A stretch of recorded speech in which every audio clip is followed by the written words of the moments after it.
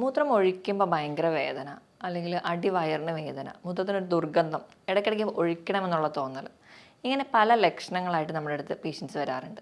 ഇതിനോടൊപ്പം തന്നെ പനിയും കുളിരും ഒക്കെ നിൽക്കുകയാണെങ്കിൽ നമ്മൾ യൂറിൻ റുട്ടീനാണ് ടെസ്റ്റ് ചെയ്യാറ്. അപ്പം നോക്കിക്കഴിഞ്ഞ് കഴിഞ്ഞാൽ മിക്ക ആൾക്കാർക്കും മൂത്രത്തിൽ പഴുപ്പ് അല്ലെങ്കിൽ യൂറിനറി ട്രാക്ട് ഇൻഫെക്ഷൻസ് കാണാറുണ്ട്. എന്താണ് യൂറിനറി ട്രാക്ട് ഇൻഫെക്ഷൻ വരാനുള്ള കാരണങ്ങൾ, എന്തൊക്കെയാണ് ലക്ഷണങ്ങൾ, നമുക്ക് എങ്ങനെ മാനേജ് ചെയ്യാം എന്നൊക്കെ നമുക്ക് ഡീറ്റെയിൽഡായി വീഡിയോയിലൂടെ നോക്കാം.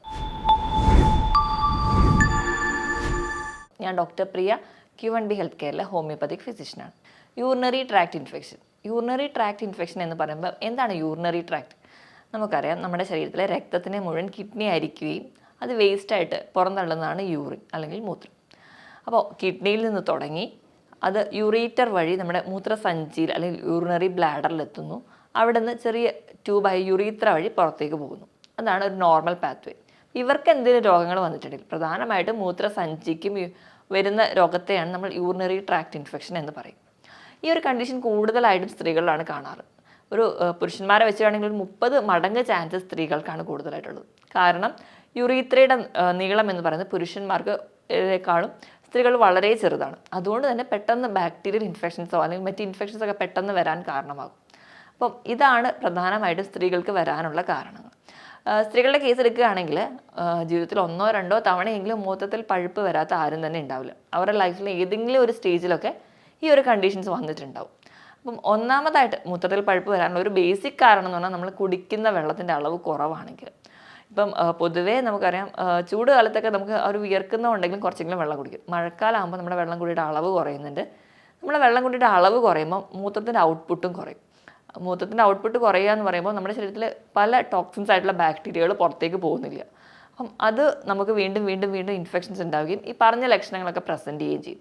ഇതല്ലാതെ തന്നെ നമ്മുടെ ആമാശയത്തിൽ നിന്നോ കുടലിൻ്റെ ഏതെങ്കിലും ഭാഗത്തൊക്കെ ഉണ്ടാകുന്ന ഇൻഫെക്ഷൻസ്, ക്ലബ്സീലിയ, ന്യൂമോണിയ പോലെയുള്ള ഇൻഫെക്ഷൻസ് ഒക്കെ സ്പ്രെഡ് ചെയ്ത് വരാനുള്ള ചാൻസ് വളരെ കൂടുതലാണ്. ഈക്കോളയാണ് ഏറ്റവും കൂടുതൽ ഇൻഫെക്ഷൻസ് യൂറിനറി ട്രാക്റ്റിൽ ഉണ്ടാക്കുന്നത്. അപ്പോൾ ഇവയൊക്കെ കൂടുതലായിട്ട് വരാനുള്ള കാരണങ്ങളാണ്. ഇനിയിപ്പോൾ നമ്മൾ വെള്ളം കുടിക്കുന്നത് കുറവാണ്, അതുപോലെ തന്നെ നമ്മൾ മൂത്രം ഒഴിക്കുന്നത് നമ്മൾ കൂടുതലും പിടിച്ച് വെക്കട്ടെ. ഇപ്പോൾ നമ്മൾ എവിടെയെങ്കിലും യാത്ര പോവുകയാണ്, അല്ലെങ്കിൽ നമ്മൾ ജോലിക്ക് പോകുന്ന സമയത്ത് ഒക്കെ നമുക്ക് കൂടുതലും ആ ഒരു ഏരിയ നോക്കിയിട്ട് നമ്മൾ പറയും ഇപ്പോൾ വേണ്ട, വീട്ടിൽ പോയിട്ട് മൂത്രം ഒഴിക്കാമെന്ന് വെച്ച് പിടിച്ച് വെക്കുന്ന ശീലമുള്ളവരാണെങ്കിൽ ഇങ്ങനെ മൂത്രം നിൽക്കുന്നതിൻ്റെ ഭാഗമായിട്ട് നമുക്ക് മൂത്രത്തിൽ പഴുപ്പ് പെട്ടെന്ന് വരാം. ഇതല്ലാതെ തന്നെ എന്തെങ്കിലും സ്റ്റോണൊക്കെ ഉണ്ട് കിഡ്നിയിൽ, അപ്പോൾ നമ്മുടെ ആ അല്ലെങ്കിൽ യൂറിറ്ററിലോ എവിടെയെങ്കിലും ഒരു സ്റ്റോൺ ഉണ്ടെങ്കിൽ ആ ഒരു സ്റ്റോൺ ഈ ഒരു യൂറിൻ്റെ ഔട്ട്ഫ്ലോ ബ്ലോക്ക് ചെയ്യും. അത് ഇൻഫെക്ഷൻസിൽ വരാൻ ചാൻസ് ഉണ്ട്. ഇനിയിപ്പോൾ പ്രഗ്നൻസി പോലെ അല്ലെങ്കിൽ മറ്റ് എന്തെങ്കിലും ഗർഭാശയ മുഴകളോ അല്ലെങ്കിൽ എന്തെങ്കിലും ആമാശയത്തിലുള്ള ഗ്രോത്തോ, ഇതൊക്കെ നമ്മുടെ ആ ഒരു ബ്ലാഡറിനോ അല്ലെങ്കിൽ ആ ഒരു ഏരിയയ്ക്ക് കംപ്രഷൻ ഉണ്ടാക്കുന്നതിൻ്റെ ഭാഗമായിട്ട് യൂറിനറി ഔട്ട്ഫ്ലോ കുറയുന്നത് കാണാം. അതുകൊണ്ട് നമുക്ക് യൂറിനറി ട്രാക്ട് ഇൻഫെക്ഷൻസ് കൂടുതലായിട്ട് വരുന്നത് കാണാം. ഇതൊക്കെയാണ് ചില കാരണങ്ങൾ. ഇതോടൊപ്പം തന്നെ ഇപ്പോൾ സ്ത്രീകളിൽ ഈ ഗർഭാശയ മുഴകൾ പോലെ തന്നെ പുരുഷന്മാരിലാണെങ്കിൽ ചാൻസ് വളരെ കുറവാണ്. എന്നാലും വരികയാണെങ്കിൽ പ്രോസ്റ്റേറ്റ് എൻലാർജ്മെൻറ്റ് അല്ലെങ്കിൽ പ്രോസ്റ്റേറ്റ് ഗ്രന്ഥിക്കൊക്കെ വീക്കമുള്ള പുരുഷന്മാർക്കും ഇങ്ങനെ റിക്കറൻ്റ് ആയിട്ട് ഇൻഫെക്ഷൻസ് വരാം. ഇപ്പോൾ സ്ത്രീകളിൽ അതുകൂടാതെ തന്നെ യോനി ഭാഗത്തിൽ വജൈനൽ ഇൻഫെക്ഷൻസോ വെള്ളപ്പോക്ക് പോലുള്ള ബുദ്ധിമുട്ടുള്ളവർക്കും ഈ UTIയുടെ ലക്ഷണങ്ങളോ അല്ലെങ്കിൽ UTI ഒക്കെ നമുക്ക് കാണിക്കാറുണ്ട്. ഇനിയിപ്പോൾ ഇതൊന്നും കൂടാതെ തന്നെ നമുക്ക് മദ്യപാനം പോലെയുള്ള ശീലങ്ങൾ അല്ലെങ്കിൽ ഒരുപാട് കോള പോലുള്ള ഡ്രിങ്ക്സ്, കഫീൻ അടങ്ങിയ ഡ്രിങ്ക്സ്, കാപ്പി, ചായ ധാരാളം കുടിക്കുന്നവരാണെങ്കിൽ നമ്മുടെ ശരീരത്തിൽ നിന്ന് വേണ്ട വെള്ളം കിട്ടാതെ ഡീഹൈഡ്രേറ്റഡ് ആവും. അതിൻ്റെ ഭാഗമായിട്ടും പെട്ടെന്ന് നമുക്ക് യൂറിനറി ട്രാക്ട് ഇൻഫെക്ഷൻസ് വരുന്നത് കാണാം. ഇനി ഇതല്ലാതെ തന്നെ വൃക്കയിൽ മറ്റ് രോഗങ്ങൾ എന്തെങ്കിലും ഉള്ളവരാണെങ്കിൽ, പാരമ്പര്യമായിട്ട് വൃക്കയ്ക്ക് ഇൻഫെക്ഷൻസോ അങ്ങനെ എന്തെങ്കിലും രോഗങ്ങളുള്ളവർ അല്ലെങ്കിൽ പ്രമേഹ രോഗികളിൽ ഒരുപാട് പേരിലും കാണുന്ന ഒന്നാണ് മൂത്രത്തിൽ പഴുപ്പ് വരുന്നത്. കാരണം പ്രമേഹ രോഗികളുടെ ബ്ലഡ് എടുക്കുകയാണെങ്കിൽ അതിൽ ഗ്ലൂക്കോസ് കണ്ടന്റ് വളരെ കൂടുതലാണ്. അപ്പോൾ 1-2 ബാക്ടീരിയ കയറിയാൽ മതി, അത് പെട്ടെന്ന് ഈ ഒരു ഗ്ലൂക്കോസ് എടുത്ത് മൾട്ടിപ്ലൈ ചെയ്യുകയും അത് പെട്ടെന്ന് നമുക്ക് ഇൻഫെക്ഷൻസ് ഉണ്ടാവുകയും ചെയ്യും. അപ്പോൾ അവർക്ക് ഇൻഫെക്ഷൻ ഉണ്ടാകുമ്പോൾ തന്നെ ചിലപ്പം അവരെ തന്നെ അറിയാതെ പോകും, ആ ഒരു വേദന, ഒരു സെൻസേഷനൊന്നും അറിയില്ല. അതുപോലെ തന്നെയാണ് അവർക്ക് ഈ പ്രമേഹ രോഗികൾക്ക് ഈ നാഡികളെ ഒരുപാട് ബാധിച്ചു കഴിഞ്ഞിട്ടുണ്ടെങ്കിൽ യൂറിനറി ബ്ലാഡറിൽ നിന്ന് മൂത്രം നിറഞ്ഞു എന്നൊരു സിഗ്നൽ യുറീത്രയിലോട്ട് എത്താതെ വരികയും അല്ലെങ്കിൽ നമ്മുടെ തലച്ചോറിലോട്ട് പോവാതെ വരികയും നമുക്ക് മൂത്രം ഒഴിക്കണം എന്നുള്ളൊരു തോന്നൽ ഉണ്ടാവില്ല. അങ്ങനെ തോന്നലില്ലാത്തത് കൊണ്ട് തന്നെ മൂത്രം ഒഴിക്കാതെ വരികയും അത് കെട്ടിക്കിടന്നിട്ടും അങ്ങനെ ഒരു കണ്ടീഷനും ഉണ്ടാവാറുണ്ട് ഈ പ്രമേഹ രോഗികൾക്ക്. അവർക്ക് നാഡിയൊക്കെ ബാധിക്കുന്ന ഒരു സ്റ്റേജ് എത്തുകയാണെങ്കിൽ. അപ്പം ഇതൊക്കെയാണ് നോർമലി ഒരു ഇൻഫെക്ഷൻസ് വരാനുള്ളൊരു ചാൻസസ്. അപ്പം മൂത്രത്തിൽ പഴുപ്പ് വരാനുള്ള കാരണങ്ങൾ എന്തൊക്കെയാണെന്ന് ഞാൻ പറഞ്ഞു. ഇനി നമുക്ക് ലക്ഷണങ്ങളോട്ട് വരികയാണെങ്കിൽ മൂത്രം ഒഴിക്കുമ്പോൾ ഭയങ്കര വേദനയായിരിക്കും, ഡിസ്യൂറിയ എന്ന് പറയും. അതുകൊണ്ട് ഫ്രീക്വൻ്റ് ആയിട്ട് മൂത്രം ഒഴിക്കാനുള്ള തോന്നൽ, മൂത്രം ഒഴിക്കാനൊന്നും ഉണ്ടാവില്ല പക്ഷെ ഭയങ്കരമായിട്ട് മൂത്രം ഒഴിക്കണം എന്നുള്ളൊരു തോന്നൽ അവർക്ക് തോന്നാറുണ്ട്. എപ്പോഴും പോവും, ബാത്റൂമിലൊക്കെ പോകും, പക്ഷേ മൂത്രം പോവില്ല. അതുപോലെ അടിവയറിന് ഭയങ്കരമായ വേദന, നമ്മൾ മസിൽ പെയിൻ പോലെയൊക്കെ അതികഠിനമായ വേദന പ്രസൻറ്റ് ചെയ്യുന്നത് കാണാം. ഇനി അടിവയറിന് വേദനയോടൊപ്പം തന്നെ അവർക്ക് ശരീരം മാസകലം വേദന, ഭയങ്കരമായിട്ട് പനി ഉണ്ടാവും. കൂടുതൽ പനി എന്ന് പറഞ്ഞിട്ടുണ്ടെങ്കിൽ രാത്രിയായിരിക്കും. അതുപോലെ തന്നെ നല്ല വിറയലെന്ന് പറഞ്ഞാൽ ആ പേഷ്യൻ്റ് ചിലപ്പോൾ കംപ്ലയിൻറ്റ് ചെയ്യുന്നത് അവരുടെ കൈയും കാലും എടുത്തിട്ട് അടിക്കുന്ന പോലെ അവർ വിറയ്ക്കും. അവർക്ക് 1-2 ഒരു കട്ടിയുള്ള പുതപ്പ് തന്നെ മതിയാവും. അത്രയ്ക്ക് അധികമായിരിക്കും അവർക്ക് കുളിരും വിറയലുമായിട്ട് പ്രസൻറ്റ് ചെയ്യാറ്. ഇനി മൂത്രം എടുക്കുന്നതിൻ്റെ കേസ് എടുക്കുകയാണെങ്കിൽ നല്ല കലങ്ങിയായിരിക്കും പോവുക, നല്ല ഡാർക്ക് കളേർഡ് ആയിരിക്കും, കോൺസെൻട്രേറ്റഡ് ആയിരിക്കും, അതുപോലെ തന്നെ ദുർഗന്ധമായിട്ട് പ്രസൻറ്റ് ചെയ്യാറുണ്ട്. ഇതൊക്കെയാണ് യൂറിനറി ട്രാക്ട് ഇൻഫെക്ഷൻ വരുന്നവരിൽ കാണിക്കുന്ന ലക്ഷണം. ഇപ്പോൾ ഇത്രയും അധികം ഫീച്ചേഴ്സ് ഉണ്ടെങ്കിലും നമ്മൾ വിചാരിക്കും അല്ലെങ്കിൽ മൂത്രത്തിൽ പഴുപ്പ് എന്ന് പറയുമ്പോൾ ചെറിയൊരു കണ്ടീഷൻ ആണെങ്കിലും അത് കഠിനമായി നമുക്ക് ക്ഷീണം ഉണ്ടാക്കുന്ന ഒരു കണ്ടീഷൻ. കാരണം നമ്മുടെ ശരീരത്തിലെ ബാക്ടീരിയയുടെ ഗ്രോത്ത് ദിവസം ചെല്ലുന്തോറും മൾട്ടിപ്ലൈ ചെയ്തുകൊണ്ടേയിരിക്കും. പെട്ടെന്നായിരിക്കും ആ ഒരു ബാക്ടീരിയൽ ഗ്രോത്ത് കൂടി വരിക. അപ്പോൾ നമുക്ക് ബാക്കിയുള്ള ഫീച്ചേഴ്സൊക്കെ ബുദ്ധിമുട്ടാകും. നമ്മുടെ ബാക്കി ജനറൽ ഫീച്ചേഴ്സായിട്ട് ഉള്ള കാര്യങ്ങൾക്കൊക്കെ ബുദ്ധിമുട്ട് വരുന്നത് കാണാം. ഇനിയിപ്പോൾ ഈ പനിയുടെ കേസ് എടുക്കുകയാണെങ്കിൽ നമുക്ക് നോർമലി നമുക്കറിയാം വൈറലോ അങ്ങനെ എന്തെങ്കിലും പനികളൊക്കെ ആണെങ്കിൽ അതിൻ്റെ കൂടെ തന്നെ നമുക്ക് ജലദോഷം അല്ലെങ്കിൽ ചുമ പോലെയുള്ള ഫീച്ചേഴ്സ് ഉണ്ടാവാറുണ്ട്. പക്ഷേ ഈ ഒരു കേസിൽ പനി വരുമ്പോൾ നമുക്ക് ബോഡി പെയിൻ ഉണ്ട് എന്നല്ലാതെ വേറെ അപ്പർ റെസ്പിറേറ്ററി ട്രാക്ട് ഇൻഫെക്ഷൻസ് ഒന്നും കാണിക്കില്ല. അപ്പോൾ തന്നെ നിങ്ങൾ സംശയിക്കണം അവിടെ ഒരു UTI ഉണ്ടോ എന്ന്. അപ്പോൾ തന്നെ നിങ്ങൾ യൂറിൻ ടെസ്റ്റ് ചെയ്യുക അല്ലെങ്കിൽ അടുത്ത് തന്നെ ഒരു ഡോക്ടറെ തന്നെ കൺസൾട്ട് ചെയ്യാണ് വേണ്ടത്. ഇതോടൊപ്പം തന്നെ ഓക്കാനം, ഛർദിൽ, വായിൽ ഒരു ടേസ്റ്റ് ഇല്ലാത്ത പോലെ, ഭക്ഷണത്തിനോട് ഒരു വിരോധം, ഇങ്ങനെയൊക്കെയുള്ള സിംറ്റംസും കൂടെ കാണിക്കാറുണ്ട്. അപ്പോൾ ഇങ്ങനത്തെ ലക്ഷണങ്ങളൊക്കെ ആയിട്ട് പ്രസൻറ്റ് ചെയ്യുകയാണെങ്കിൽ നിങ്ങൾ എത്രയും പെട്ടെന്ന് ഡോക്ടറുടെ കൺസൾട്ടേഷൻ എടുക്കണം. അപ്പോൾ ഇങ്ങനെ ചിലർക്ക് എന്ന് പറഞ്ഞാൽ ഈ റെക്കറൻ്റ് ആയിട്ട് UTI വരും. ഇങ്ങനെ റെക്കറൻ്റ് ആയിട്ട് UTI വരുന്നവരാണെങ്കിൽ ഇപ്പോൾ പ്രഗ്നൻസിയുടെ കേസിലൊക്കെ ഒരുപാട് നമുക്കിങ്ങനെ വരുന്നത് തന്നെ നമുക്ക് ആ ഒരു കുഞ്ഞിന് അത് ദോഷമാണ്. അപ്പം ഇങ്ങനെയൊക്കെ വരുന്നവരാണെങ്കിൽ മാക്സിമം അതിൻ്റെ ഒരു പ്രിവെൻഷനാണ് എടുക്കേണ്ടത്. അപ്പം ഒരു കണക്ക് പറയുകയാണെങ്കിൽ വർഷത്തിൽ ഒരു 3 തവണ അല്ലെങ്കിൽ 6 മാസത്തിലൊക്കെ 2 തവണ കൂടുതലായിട്ട് ഇങ്ങനെ ഇൻഫെക്ഷൻസ് വന്നുകൊണ്ടിരിക്കുന്നവരാണെങ്കിൽ നിങ്ങൾ മറ്റ് പരിശോധനകളൊക്കെ ചെയ്യേണ്ടതാണ്. അതായത് കിഡ്നിയുടെ മറ്റ് ടെസ്റ്റുകളൊക്കെ ചെയ്യണം. കാരണം റെക്കറൻ്റ് ആയിട്ട് ഇങ്ങനെ ഇൻഫെക്ഷൻസ് നിൽക്കുകയാണെങ്കിൽ ഇത് ഈ ഒരു ഇൻഫെക്ഷൻ അസെൻഡ് ചെയ്ത് യൂറീത്രയിൽ നിന്ന് മുകളിലോട്ട് കയറിയിട്ട് കിഡ്നിക്ക് വരാം. കിഡ്നിക്ക് വന്നിട്ടുണ്ടെങ്കിൽ കിഡ്നിക്ക് മറ്റ് ഇൻഫെക്ഷൻസ് വന്ന് പൈലോനെഫ്രൈറ്റിസ് പോലെയുള്ള കണ്ടീഷനോ അല്ലെങ്കിൽ കിഡ്നി കംപ്ലീറ്റ് ഡാമേജിലോട്ടൊക്കെ പോകാം. ചിലപ്പോൾ നമ്മൾ നിസ്സാരമായി കാണുന്ന ഈ ഒരു കണ്ടീഷൻ തന്നെ വെച്ചുകൊണ്ടിരിക്കുമ്പോഴായിരിക്കും അല്ലെങ്കിൽ ഈ ഒരു കണ്ടീഷനിൽ നിന്നാണ് പലരും പ്രമേഹം പോലുള്ള രോഗങ്ങൾ ഉണ്ട് എന്ന് തന്നെ തിരിച്ചറിയാറ്. അല്ലെങ്കിൽ മറ്റ് കിഡ്നി കണ്ടീഷനോട് എത്തുമ്പോഴാണ് ചിലപ്പോൾ നമ്മൾ തന്നെ അറിയുക ഈ റെക്കറൻ്റ് ആയിട്ടുള്ള UTI ആണ് ഇതിനൊക്കെ കാരണമെന്ന്.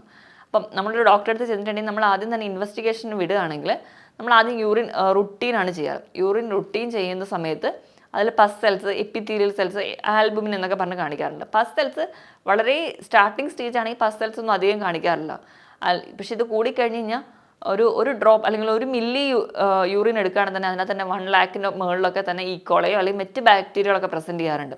അത്രയ്ക്കധികം ഇൻഫെക്ഷൻസ് ഈ ഒരു ചെറിയ ഓർഗാനിസം തന്നെ ദിവസങ്ങൾ കൊണ്ട് തന്നെ മൾട്ടിപ്പിൾ ചെയ്ത് ഉണ്ടാവാറുണ്ട്. അപ്പം ഏറ്റവും ആദ്യം നമ്മൾ യൂറിൻ റുട്ടീന് വിടും. യൂറിൻ റുട്ടീന് വിടുമ്പോൾ പസ് സെൽസോ അല്ലെങ്കിൽ എപ്പിത്തീരിയൽ സെൽസോ കാണുകയാണെങ്കിൽ ഫസ്റ്റ് സ്റ്റേജൊക്കെ ആണെങ്കിൽ നമുക്ക് നല്ലപോലെ വെള്ളം കുടിച്ചു കഴിഞ്ഞാൽ തന്നെ ഒരു പരിധി വരെയൊക്കെ നമുക്ക് കൺട്രോൾ ചെയ്യാൻ പറ്റും. അല്ലാത്തൊരു കണ്ടീഷൻ ആണെങ്കിൽ നമ്മൾ മെഡിസിനൽ മാനേജ്മെൻറ്റിലോട്ട് തന്നെ പോകണം. ഇനി റെക്കറൻ്റ് ആയിട്ട് UTI വരുന്നവരാണെങ്കിൽ മറ്റ് ബ്ലഡ് ടെസ്റ്റുകൾ ചെയ്യണം, കിഡ്നി ഫംഗ്ഷൻ ടെസ്റ്റുകൾ ചെയ്യണം, USS അബ്ഡമൻ ആൻഡ് പെൽവിസ് ചെയ്യണം. കാരണം ഇങ്ങനെ റെക്കറൻ്റ് ആയിട്ട് UTI വരുന്നതിന് ഒരു കാരണം എന്ന് പറഞ്ഞിട്ടുണ്ടെങ്കിൽ മൂത്രത്തിൽ കല്ലാണ്. അപ്പോൾ ഇങ്ങനെ സ്കാൻ ചെയ്താൽ മാത്രമേ കല്ലുണ്ടോ എന്ന് തിരിച്ചറിയാൻ പറ്റുള്ളൂ. കല്ലുണ്ടെങ്കിലും ഇത് ബ്ലോക്ക് ചെയ്തിട്ട് റെക്കറൻ്റ് UTIക്ക് ചാൻസ് ഉണ്ട്. അപ്പോൾ അത് റൂൾ ഔട്ട് ചെയ്യാൻ വേണ്ടിയിട്ട് സ്കാനും ചെയ്യാറുണ്ട്, മറ്റ് പരിശോധനകൾക്കും വിടാറുണ്ട്. ഇനി നമുക്ക് മാനേജ്മെൻറ്റ് സൈഡിലോട്ട് വരാം. അപ്പോൾ ഇത്രയും ഞാൻ ലക്ഷണങ്ങളും കാരണങ്ങളും ഒക്കെ പറഞ്ഞു. മാനേജ്മെൻറ്റ് സൈഡിൽ ഞാൻ പറയുകയാണെങ്കിൽ ആദ്യം തന്നെ ചെറിയ രീതിയിലാണ് നിങ്ങൾക്ക് ഇൻഫെക്ഷൻ എങ്കിൽ നിങ്ങൾ നല്ലപോലെ വെള്ളം കുടിക്കുക അല്ലെങ്കിൽ വീട്ടിൽ നല്ലപോലെ റെസ്റ്റ് എടുത്താൽ തന്നെ നമുക്ക് കൺട്രോൾ ചെയ്യാൻ പറ്റും. നമുക്ക് ഇൻഫെക്ഷൻസ് അഡ്വാൻസ് ചെയ്ത് പോയ കണ്ടീഷനാണെങ്കിൽ കൃത്യമായിട്ട് മെഡിസിനൽ മാനേജ്മെൻറ്റ് ആവശ്യമാണ്. മെഡിസിൻ മാനേജ്മെൻറ്റിലോട്ട് പോകുമ്പോൾ നമ്മൾ മെഡിസിൻ കഴിക്കുന്നു, നമ്മുടെ രോഗലക്ഷണങ്ങളൊക്കെ കുറയുന്നുണ്ട്. അപ്പോൾ തന്നെ നമ്മൾ മെഡിസിൻ സ്റ്റോപ്പ് ചെയ്യുകയാണെങ്കിൽ നിങ്ങൾ ഓർക്കുക നിങ്ങളുടെ യൂറിനറി ഇൻഫെക്ഷൻ, യൂറിനറി ബ്ലാഡറിൽ ഒരു ബാക്ടീരിയ അല്ലെങ്കിൽ ഒരു ഈക്കോളൈ ആണ് ഉള്ളതെങ്കിലും അത് പെട്ടെന്ന് തന്നെ വീണ്ടും മൾട്ടിപ്പിൾ ചെയ്യും. അപ്പോൾ എപ്പോഴും ഒരു ട്രീറ്റ്മെൻറ്റ് എടുക്കുമ്പോൾ യൂറിനറി ട്രാക്ട് ഇൻഫെക്ഷൻ്റെ കേസിലാണെങ്കിൽ ഒരു കോഴ്സ് കംപ്ലീറ്റ് ചെയ്യാൻ വേണ്ടി കൃത്യമായി തന്നെ ശീലിക്കുക. അങ്ങനെ ഉണ്ടെങ്കിൽ മാത്രമേ കൃത്യമായിട്ട് ആ ഇൻഫെക്ഷൻസ് കംപ്ലീറ്റ് ആയിട്ട് പുറത്ത് കളയാൻ പറ്റുള്ളൂ. ഇനി നമ്മൾ എന്തൊക്കെയാണ് ശ്രദ്ധിക്കേണ്ടതെന്ന് വെച്ചിട്ടുണ്ടെങ്കിൽ ഒന്നാമതായിട്ട് യൂറിനറി ട്രാക്ട് ഇൻഫെക്ഷൻസ് വരാതിരിക്കാൻ വേണ്ടി നമ്മൾ തന്നെ വ്യക്തി ശുചിത്വം പാലിക്കുക. അതായത് നമ്മൾ ഹൈജീനായിട്ട് ഇരിക്കാൻ വേണ്ടി ശ്രദ്ധിക്കുക. നമ്മൾ ടോയ്ലറ്റിൽ പോയിട്ടാണെങ്കിലും വാഷ് ചെയ്യുമ്പോൾ എപ്പോഴും ഫ്രണ്ടിൽ നിന്ന് ബാക്കിലോട്ട് വാഷ് ചെയ്യാൻ വേണ്ടി ശ്രദ്ധിക്കുക. അപ്പം നമുക്ക് ഒരുപാട് മലദ്വാരത്തിൽ നിന്നൊക്കെ ഇൻഫെക്ഷൻസോ അല്ലെങ്കിൽ ബാക്ടീരിയകളൊക്കെ അകത്തേക്ക് കയറാതിരിക്കാൻ വേണ്ടി നമുക്ക് ശ്രദ്ധിക്കാൻ പറ്റും. ഇപ്പോൾ അടിവസ്ത്രങ്ങളാണെങ്കിലും വെയിലത്തിട്ട് നല്ലപോലെ ഉണങ്ങിയ ശേഷം മാത്രം യൂസ് ചെയ്യുക, അല്ലെങ്കിൽ അവിടെയും ഫംഗൽ ഇൻഫെക്ഷൻസോ ബാക്ടീരിയൽ ഇൻഫെക്ഷൻസോ നിങ്ങൾക്ക് ഉണ്ടാവാനുള്ള ചാൻസ് വളരെ കൂടുതലാണ്. അപ്പം ഇതാണ് ഒന്നാമതായിട്ട് ശ്രദ്ധിക്കേണ്ടത്. പിന്നെ ധാരാളം വെള്ളം കുടിക്കുക. എപ്പോഴും നല്ലപോലെ വെള്ളം കുടിക്കുക. വെള്ളം കുടിക്കുന്നതിനനുസരിച്ച് തന്നെ മൂത്രമൊഴിച്ച് കളയാൻ വേണ്ടി ശ്രദ്ധിക്കുക. അങ്ങനെയാണെങ്കിൽ ഒരു പരിധി വരെ ഇൻഫെക്ഷൻസ് ഒന്നും വരാതിരിക്കാൻ വേണ്ടി പറ്റും. കാരണം ഈ വെള്ളം കുടിച്ച് അല്ലെങ്കിൽ യൂറിൻ ഔട്ട്പുട്ടിലൂടെയാണ് ഈ ബാക്ടീരിയകളെല്ലാം പുറത്തേക്ക് പോകുന്നത്. അപ്പോൾ ഒരു പരിധി വരെ നമുക്ക് ഇൻഫെക്ഷൻസ് അങ്ങനെ തടയാൻ പറ്റും. അതാണ് അടുത്തതായിട്ട് ശ്രദ്ധിക്കേണ്ടത്. അപ്പം ജോലിക്ക് പോകുന്നവരാണെങ്കിലും അല്ലെങ്കിൽ യാത്രയ്ക്ക് പോകുന്നവരാണെങ്കിലും നിങ്ങൾ മാക്സിമം യൂറിനേറ്റ് ചെയ്യാൻ വേണ്ടി ശ്രദ്ധിക്കുക. അപ്പം ആ ഒരു ഏരിയയിൽ നമ്മൾ യൂറിനേറ്റ് ചെയ്യുന്ന ഏരിയ എത്ര അഴുക്കാണെങ്കിലും അവിടെ നിന്ന് ഒരിക്കലും ബാക്ടീരിയ നമ്മുടെ ശരീരത്തിലോട്ട് വന്ന് കയറില്ല. പക്ഷേ നമ്മൾ പിടിച്ചു വെക്കുകയാണെങ്കിൽ പെട്ടെന്ന് തന്നെ യൂറിനറി ട്രാക്ട് ഇൻഫെക്ഷൻസ് വരികയും അത് നമുക്ക് റിക്കറൻ്റായി വരുമ്പോൾ അതിൻ്റേതായ ബുദ്ധിമുട്ടുകളും അത് മറ്റ് കോംപ്ലിക്കേഷൻസിലോട്ടും പോകും. അപ്പോൾ നിങ്ങൾ ആ ഒരു കാര്യം വേണ്ടി ശ്രദ്ധിക്കുക. ഇനി ഈ നമ്മുടെ ശരീരത്തിൽ ഒരു ബാക്ടീരിയ വന്നു അല്ലെങ്കിൽ ഒരു ഇൻഫെക്ഷൻ വന്ന സമയത്ത് നമ്മൾ മെൻ്റലി കൂടി വീക്കാണെങ്കിൽ നമുക്ക് ഒരുപാട് സ്ട്രെസ്സൊക്കെ ഉണ്ടെങ്കിൽ ഈ ഒരു ബാക്ടീരിയൽ ഗ്രോത്ത് കൂടും. അപ്പോൾ നിങ്ങൾ മെൻ്റലി വീക്ക് അല്ലെങ്കിൽ സ്ട്രെസ് ആയിട്ടിരിക്കുന്ന കണ്ടീഷൻ അത് കുറച്ചുകൂടെ റിലാക്സ് ചെയ്യാൻ വേണ്ടി ശ്രദ്ധിക്കുക. കഴിക്കുന്ന ഭക്ഷണത്തിൽ നിന്ന് ഒഴിവാക്കേണ്ടത് എന്താണെന്ന് വെച്ചിട്ടുണ്ടെങ്കിൽ അധികമായിട്ട് മധുരവും ഉപ്പും മസാലകളും മാക്സിമം അവോയ്ഡ് ചെയ്യുക. ഇതൊക്കെ ഈ ഒരു ബാക്ടീരിയൽ ഗ്രോത്തിനെ ഫ്ലറിഷ് ചെയ്യുന്ന കാര്യങ്ങളാണ്. മാക്സിമം ഇവയൊക്കെ ഒഴിവാക്കുക. പകരം ഹെൽത്തി ആയിട്ടുള്ള ഭക്ഷണങ്ങൾ കഴിക്കുക. നമ്മൾ കഴിക്കേണ്ട ഭക്ഷണങ്ങൾ എന്തൊക്കെയാണെന്ന് നോക്കിയിട്ടുണ്ടെങ്കിൽ എപ്പോഴും നല്ല ബാക്ടീരിയ വളരാൻ വേണ്ടിയിട്ട് അല്ലെങ്കിൽ ഒരു പ്രോപ്പർ ഗട്ട് ഹെൽത്ത് അല്ലെങ്കിൽ പ്രോപ്പർ ഹെൽത്തിന് വേണ്ടിയിട്ട് നല്ല പോലെ നിങ്ങൾ പ്രോബയോട്ടിക്സ് കഴിക്കുക. തൈര് അടങ്ങിയ ഭക്ഷണങ്ങൾ അല്ലെങ്കിൽ അതുപോലെ തന്നെ തൈര്, നിങ്ങൾ പഴങ്കഞ്ഞി, ഉപ്പിലിട്ട ചെറിയ രീതിയിലൊക്കെ വിനാഗിരി അടങ്ങിയിട്ടുള്ള ഭക്ഷണങ്ങളൊക്കെ കഴിക്കുന്നത് നല്ലൊരു പ്രോബയോട്ടിക്കാണ്. ഇത് നമ്മുടെ ശരീരത്തിൽ നല്ല ബാക്ടീരിയനെ വളർച്ചയ്ക്ക് സഹായിക്കും. നല്ല ബാക്ടീരിയ നല്ല രീതിയിലുണ്ടെങ്കിൽ നമ്മുടെ ശരീരത്തിൽ മറ്റ് രോഗങ്ങൾ ഉണ്ടാകുന്ന ബാക്ടീരിയൻ്റെ ഗ്രോത്ത് നമുക്കൊരു പരിധി വരെ കുറയ്ക്കാൻ പറ്റും. ഇനി ഇതുപോലെ തന്നെ ബാക്ടീരിയൽ ഗ്രോത്ത് കുറയ്ക്കാവുന്ന ഒന്നാണ് ക്യാൻബറി ജ്യൂസുകൾ. ക്യാൻബറി എന്ന് പറയുമ്പോൾ നമുക്കറിയാം നമ്മുടെ ലൗലോലിക്ക അല്ലെങ്കിൽ ചെറി പോലെയുള്ള ഫ്രൂട്ട്സൊക്കെ ഈ ക്യാൻബറിയിൽ വരുന്നതാണ്. ഇവയുടെയൊക്കെ ജ്യൂസ് സിറപ്പുകളല്ലാതെ തന്നെ ജ്യൂസായിട്ട് തന്നെ അധികം ഷുഗറൊന്നും ഇല്ലാത്ത രീതിയിൽ നിങ്ങൾ കുടിക്കുകയാണെങ്കിൽ അത് നിങ്ങൾക്ക് ഒരു പരിധി വരെ കുറയ്ക്കാൻ പറ്റും. പിന്നെ നമ്മുടെ വീട്ടിൽ തന്നെയാണെങ്കിൽ കൂവ അല്ലെങ്കിൽ ബാർലിയൊക്കെ വെള്ളം കാച്ചി കുടിക്കുക, ഞെരിഞ്ഞിലിട്ട് വെള്ളം കുടിക്കുക. ഇതൊക്കെ ഒരു പരിധി വരെ UTI കുറയ്ക്കുന്ന സാധനങ്ങളാണ്. അപ്പോൾ ഇതൊക്കെ മാക്സിമം യൂസ് ചെയ്യാൻ വേണ്ടി ശ്രദ്ധിക്കുക. അപ്പോൾ അങ്ങനെ തന്നെയാണെങ്കിൽ ഒരു പരിധി വരെ നമുക്ക് കുറയ്ക്കാൻ പറ്റും. ഇതിനോടൊപ്പം തന്നെ കരിക്ക് നല്ല പോലെ കുടിക്കുന്നത്, ധാരാളം പൊട്ടാസ്യം ഉണ്ട്. അതുപോലെ തന്നെ കരിക്ക് നല്ല റീഫ്രഷിംഗ് ആണ്. അപ്പോൾ അത് നമുക്ക് ക്ഷീണവും മാറ്റും. കരിക്ക് നല്ലപോലെ കുടിക്കാൻ വേണ്ടി ശ്രദ്ധിക്കുക. ഫ്രൂട്ട്സിൻ്റെ കേസിൽ എടുക്കുകയാണെങ്കിൽ ഓറഞ്ച്, വൈറ്റമിൻ C അടങ്ങിയിട്ടുള്ള നെല്ലിക്ക, നാരങ്ങ, ഇത് നമുക്ക് അറിയാം ഒരു ഇൻഫെക്ഷൻ വന്നിട്ട് അത് കുറയ്ക്കാൻ വേണ്ടി സഹായിക്കുന്നുണ്ട്. തണ്ണിമത്തൻ കഴിക്കുന്നത് വളരെ നല്ലതാണ്. അത് കുറേ ഹൈഡ്രേറ്റഡ് ആയിട്ട് നിർത്തുകയും ചെയ്യും. ഈ ക്ഷീണം അല്ലെങ്കിൽ നമുക്ക് ഇത് മൂലം ഉണ്ടാകുന്ന പല മറ്റ് കംപ്ലയിൻസോ അല്ലെങ്കിൽ കോംപ്ലിക്കേഷൻസോ ഒക്കെ തടയാൻ പറ്റും. അപ്പോൾ ധാരാളം വാട്ടർ കണ്ടന്റ് ഉള്ള ഫ്രൂട്ട്സൊക്കെ നല്ലപോലെ കഴിക്കുക. കുറച്ചുകൂടെ ഹെൽത്തി ആയിട്ടുള്ള ഭക്ഷണങ്ങളൊക്കെ കഴിക്കുക. അങ്ങനെയാണെങ്കിൽ ഒരു പരിധി വരെ നമുക്ക് ഇൻഫെക്ഷൻസ് ഒക്കെ തടയാൻ പറ്റും.